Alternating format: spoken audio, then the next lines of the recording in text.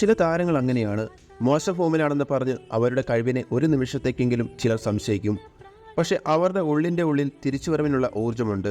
തങ്ങളുടെ കഴിവുകളിൽ വിശ്വാസമുള്ളവർക്ക് ഒരു നിമിഷം മതി തിരിച്ചു വരാൻ. ആ തിരിച്ചുവരവ് മാസായിരിക്കും. ഒരു നിമിഷം കളിയാക്കിയവർ പോലും കൈയടിച്ചു പോകുന്ന ഒരു മാന്ത്രികത അതിലുണ്ടാകും.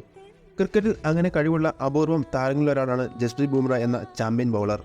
ഒരു പേസി ബൗളർക്ക് വേണ്ട കഴിവ്, ഒരു സ്വിംഗ് ബൗളർക്ക് വേണ്ട മികവ്, ഒരു യോർക്കർ സ്പെഷ്യലിസ്റ്റിന് വേണ്ട മികവ്, T20ലും ഏകദിനത്തിലും ടെസ്റ്റിലും തിളങ്ങാൻ പറ്റിയ അപൂർവ കഴിവുള്ള ബൗളിംഗ് മികവ്, ഇങ്ങനെ എല്ലാം മൊത്തം ഒരു കോമ്പിനേഷനുള്ള ബൗളർ ഇന്ന് ലോകത്തില്ല എന്ന വിചാരമുള്ള പലരും തങ്ങളുടെ അനുമാനം തെറ്റായിപ്പോയി എന്ന് കരുതുന്നത് ബുംറയെ കണ്ടിട്ടാവും.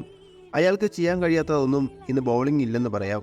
വൈറ്റ് ബോളിലും റെഡ് ബോളിലും ഒരുപോലെ കൈകാര്യം ചെയ്യാൻ കഴിയുന്ന അപൂർവ ബൗളർമാരൊരാളായ ബുംറ ഇന്ന് ഇംഗ്ലണ്ടിനെതിരായ രണ്ടാം ടെസ്റ്റിലെറിഞ്ഞ സ്പെല്ലിനെ വിശേഷിപ്പിക്കാൻ വാക്കുകളില്ല.